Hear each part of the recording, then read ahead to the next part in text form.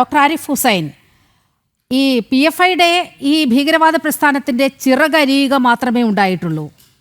അതിന് പക്ഷേ ഇപ്പോഴും ജീവനുണ്ട്. ആ ജീവൻ്റെ ഒരു പ്രതിഫലനം നമ്മൾ നമ്മുടെ മുഖ്യമന്ത്രിയുടെ വീട്ടുമുറ്റത്ത് കാണുകയാണ്. SDPI സദാചാര ഗുണ്ടായിസം നടത്തി, വിചാരണ നടത്തി ഒരു യുവതിയുടെ ജീവൻ വെടിയേണ്ട അവസ്ഥ വന്നു. ഇവിടെ എത്ര മാധ്യമങ്ങൾക്കത് ചർച്ചയായി, എത്ര രാഷ്ട്രീയ പാർട്ടികൾ ഈ ഘട്ടത്തിൽ പ്രതികരിച്ചു. മുഖ്യമന്ത്രിയുടെ വീടിൻ്റെ തൊട്ട് സമീപം പിണറായിയിൽ നടന്നതാണ് SDPIയുടെ സദാചാര ഗുണ്ടായിസം. അതിൽ ഒരു യുവതിക്ക് ജീവൻ വെടിയേണ്ടി വന്നു. ആ ദൃശ്യങ്ങളൊക്കെ വളരെ ഭയപ്പെടുത്തുന്നതാണ്. അപ്പോൾ താലിബാനിസം നമ്മുടെ കേരളത്തിൽ നടപ്പായിട്ടുണ്ട്. അതിൻ്റെ പ്രതിഫലനങ്ങൾ പലയിടത്തും നമ്മൾ കാണുകയാണ്. ഇനിയെങ്കിലും ഇവർക്കൊക്കെ ഇക്കാര്യങ്ങൾ നിഷേധിച്ചുകൊണ്ട് ഇവിടെ സമഭാവനയുടേതായ ഒരു രാജ്യമാണ്, അല്ലെങ്കിൽ ക്ഷമിക്കുന്ന സംസ്ഥാനമാണ് ഇത്, കേരളമാണ് എന്നൊക്കെ ഇങ്ങനെ പറയാൻ കഴിയുമോ ഡോക്ടർ ആരിഫ് ഹുസൈൻ? ഇവിടെ ഒരു ചെറിയ കാര്യം കൂടി നേരത്തെ സൂചിപ്പിക്കണ്ടായി. ആന്റണി ആളുടെ ഒരു പിറന്നാൾ ആഘോഷവുമായി ബന്ധപ്പെടുത്തി അവിടെ ഒരു പിറന്നാൾ ആഘോഷം, സോറി SDPIയുടെ, അപ്പൊ അത് അവിടെ ചെന്നിട്ട് ആഘോഷിച്ച് മിഠായി കൊടുക്കുന്നു എന്നൊക്കെയാണ് പറഞ്ഞത്.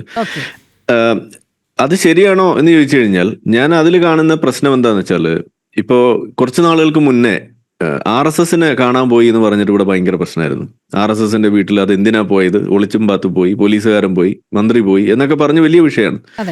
അപ്പോ ഞാൻ പറയുന്നത് RSSകാര് എന്ന് പറയുന്നത് നിങ്ങളെപ്പോഴും ഇതുമായിട്ട് ഇക്വേറ്റ് ചെയ്യുന്ന ആളുകൾ നിങ്ങൾ തന്നെയാണ്. അപ്പൊ അങ്ങനെ ഇരിക്കുമ്പോൾ RSSന്റെ വീട്ടിൽ പോകുന്നത് അല്ലെങ്കിൽ അവിടെ ഏതെങ്കിലും ഒരു നേതാവുമായിട്ട് ചർച്ച ചെയ്യുന്നത് നിങ്ങൾക്ക് വലിയ പ്രശ്നമായിട്ട് കാണാൻ കഴിയുന്നു. അതേസമയം നിങ്ങൾ തന്നെ ഇക്വേറ്റ് ചെയ്യുന്ന, അതിന് മറുപക്ഷത്ത് നിൽക്കുന്ന ഈ പോപ്പുലർ ഫ്രണ്ടും അതുപോലെയുള്ള ആ കൂട്ടം ആളുകളുടെ വീടുകളിലോ അല്ലെങ്കിൽ അവരുമായിട്ടുള്ള ഏതെങ്കിലും വിധേനയുള്ള സഹവാസമോ അത് കാണിച്ചു കഴിഞ്ഞാൽ അത് നിങ്ങൾക്കൊരു പ്രശ്നമായി മാറുന്നുമില്ല. അതൊരു ഇരട്ടത്താപ്പാണെന്നുള്ളതാണ് ഇവിടുത്തെ പ്രശ്നം. ഒന്നുകിൽ നിങ്ങൾ ശത്രുത കാണിക്കുമ്പോൾ അത്തരത്തിലുള്ള ഒരു ക്യാൻസലിംഗ് നിങ്ങൾ ചെയ്യുമ്പോൾ അത് ഇരു കൂട്ടരെയും ചെയ്യുക. ഈ ഡീഹ്യൂമനൈസേഷൻ നിങ്ങൾ നടത്തുമ്പോൾ അത് ഇരു കൂട്ടരെയും നിങ്ങൾ ചെയ്യുക. അല്ല എന്നുണ്ടെങ്കിൽ അത് ചെയ്യാതിരിക്കാം. അല്ലാതെ നിങ്ങൾക്ക് സൗകര്യമുള്ള പോലെ ഒരു കൂട്ടരെ മാത്രം ക്യാൻസൽ ചെയ്യുക, ഒരു കൂട്ടരെ മാത്രം ഡീഹ്യൂമനൈസ് ചെയ്യുക, അത് ശരിയല്ല എന്നുള്ളതാണ് അതിൽ നമ്മൾ കാണുന്ന പ്രശ്നം. ഇവിടെ കൃത്യമായിട്ട് നമുക്ക് കാണാൻ കഴിയും. പ്രത്യേകിച്ച് ആന്റണി അതിനകത്തൊരു വിശദീകരണം കൂടി കൊടുക്കുകയാണ്. എൻ്റെ നാട്ടിലെ ആളുകളാണ്, എൻ്റെ നാട്ടിൽ SDPIക്കാർ മാത്രമല്ലല്ലോ ഉള്ളത്, എൻ്റെ നാട്ടിൽ ഈ പറയുന്ന RSSകാരുണ്ടെങ്കിൽ അവരും, അതെ, RSSകാരനെയും കാണാൻ ഈ മന്ത്രി തയ്യാറാവുമോ? അതല്ലേ ഇപ്പൊ കുറച്ച് നാളുകൾക്ക് മുന്നേ മന്ത്രി രാമചന്ദ്രൻ അവിടെ മോദിയുമായിട്ട് ഒന്ന് നേരിട്ട് കാണുന്ന ഒരു വിരുന്നിൽ പങ്കെടുക്കുന്ന ഒരു സംഗതി ഉണ്ടായപ്പോ എന്തെല്ലാമായിരുന്നു ഇവിടെ അതിന്റെ ന്യായീകരണങ്ങൾ, അതിന് കൊടുത്ത വിശദീകരണം കൊടുക്കേണ്ട ഒരു ആളുടെ കൂടെ, പ്രധാനമന്ത്രിയുടെ കൂടെ ഭക്ഷണം കഴിച്ചാൽ അതിന് പോലും വിശദീകരണം കൊടുക്കേണ്ട ഗതികേട് കൂടെ ഉണ്ടാവുന്നുണ്ടെങ്കിൽ അതിന്റെ ഒരു 10-1 പോലും ഈ പറയുന്ന വിഷയത്തിൽ കാണാനും സാധിക്കുന്നില്ല എന്ന് വരുന്നിടത്താണ് ഈ ഇരട്ടത്താപ്പ് ഇവിടുത്തെ പ്രശ്നം. അപ്പൊ നമ്മൾ പറയുന്നത് ഇതുപോലുള്ള വിഷയങ്ങളിൽ ഒരു അവധാനത ഉണ്ട്. ആ അവധാനത നമ്മളെ കൊണ്ടേ പോവുള്ളൂ. അതിപ്പോ പിണറായിയിൽ മാത്രം നമ്മൾ കാണുന്നു എന്ന് പറയുന്നതിനേക്കാളും ലോകം മുഴുവൻ കാണുന്നത് പിണറായിലേക്ക് എത്തി എന്ന് പറയുന്നതാണ് ശരി. ഇത് പിണറായിയിൽ തുടങ്ങിയ ഒരു സംഭവമല്ല, പിണറായിലും എത്തി, കേരളത്തിലും എത്തി എന്ന് തന്നെയാണ് ഇവിടെ നമ്മൾ പറഞ്ഞു വെക്കേണ്ടത്. ഞാൻ ഒരു ചെറിയൊരു കാര്യം ഒന്ന് ഇവരുടെ ഈ മിഷൻ 2047 ഡോക്യുമെന്റിലുള്ള ഒരു കാര്യം ഒന്ന് വായിക്കുകയാണ്. അതിനകത്ത് അവർ കൃത്യമായിട്ട് 4 സ്റ്റേജുകളാണ് അവർ പറഞ്ഞു വെക്കുന്നത്. ഒന്നാമത്തെ സ്റ്റേജ് എന്ന് പറയുന്നത് unite under PFI and establish Muslim identity beyond just being in Indian എന്നതാണ് അതിലെ ഒന്നാമത്തെ അവരുടെ ഒരു കാര്യം. അതിനു വേണ്ടിയിട്ട് അവരെന്ത് ചെയ്യും, ആ ഒരു സാധനം അവിടെ ചെയ്യാൻ വേണ്ടിയിട്ട് അവർ ഏറ്റവും കൂടുതൽ ഉപയോഗിക്കുന്നത് ഏതെങ്കിലും നേട്ടങ്ങളല്ല, അവിടെ പരിഹരിക്കപ്പെട്ട വിഷയങ്ങൾ പോലും, ഇപ്പൊ ബാബറി മസ്ജിദ് വിഷയം അത് പരിഹരിക്കപ്പെട്ടതാണ് കോടതി വിധിയിലൂടെ, അതുപോലും പൊക്കിക്കൊണ്ടുവന്ന് അതിന്റെ പേരിൽ മുസ്ലിങ്ങളെ നിരന്തരം ഈ വിക്ടിം കാർഡ് ഇറക്കിക്കൊണ്ട് അവരെ ഒരുമിപ്പിക്കുക. ഇതാണ് ഒന്നാമത്തെ സ്റ്റേജ്. രണ്ടാമത്തെ സ്റ്റേജ് എന്ന് പറയുന്നത് to terrorise opponents and call for use of violence against Hindus. അങ്ങനെ തന്നെയാണ് അതിനകത്ത് അവർ പറഞ്ഞു വെക്കുന്നത്. ഹിന്ദുക്കളായിട്ടുള്ള ആളുകളെ അവരെ ടെററൈസ് ചെയ്യുക എന്നുള്ളത്. അതുകൊണ്ടാണ് ഇതിനെ ടെറർ ഓർഗനൈസേഷൻ നമ്മൾ വിളിക്കേണ്ടി വരുന്നത്. ജിഹാദി രീതികൾ തന്നെയാണ് അവർ അതിനകത്ത് ഉപയോഗിക്കുന്നത്.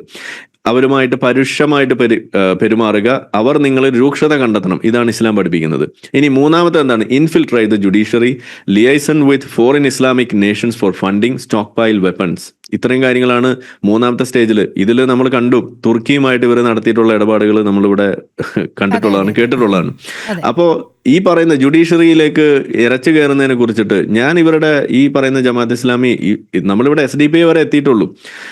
സത്യത്തിൽ ഇത് ജമാഅത്ത് ഇസ്ലാമി തന്നെയാണെന്നാണ് നമ്മൾ ഒന്നുകൂടിയും വിശദമാക്കി പറഞ്ഞാൽ നമ്മൾ പറയേണ്ടി വരാം. ഇതേ പറയുന്ന മൗദൂദി, ഈ ജമാഅത്ത് ഇസ്ലാമി ഇതെല്ലാം കടന്ന് ഇപ്പോൾ പോപ്പുലർ ഫ്രണ്ടിലേക്ക് എത്തി നിൽക്കുമ്പോൾ ഇവരുടെ കൂടെയുള്ള ചില സഹവാസത്തിന്റെ ഇടയിൽ ഞാൻ പോയിട്ടുള്ള ചില സമയങ്ങളിൽ നമ്മളോട് നേരിട്ട് പറഞ്ഞിട്ടുള്ളതാണ്, നമ്മൾ ഈ പറയുന്ന പട്ടാളത്തിൽ നമ്മൾ തലപ്പത്ത് വരണം, നമ്മൾ കോടതിയിൽ നമ്മൾ തലപ്പത്ത് വരണം, നമ്മൾ അങ്ങനെ ഓരോ ഈ പറയുന്ന മേഖലകളിൽ നമ്മൾ തലപ്പത്ത് വരണം എന്ന ഒരു കൃത്യമായ ഇൻസ്ട്രക്ഷൻ നമുക്ക് അവിടെ കിട്ടിയിട്ടുണ്ട്. കാരണം അതിന്റെ ലക്ഷ്യം എന്താണ്? ഇത് തന്നെയാണ്.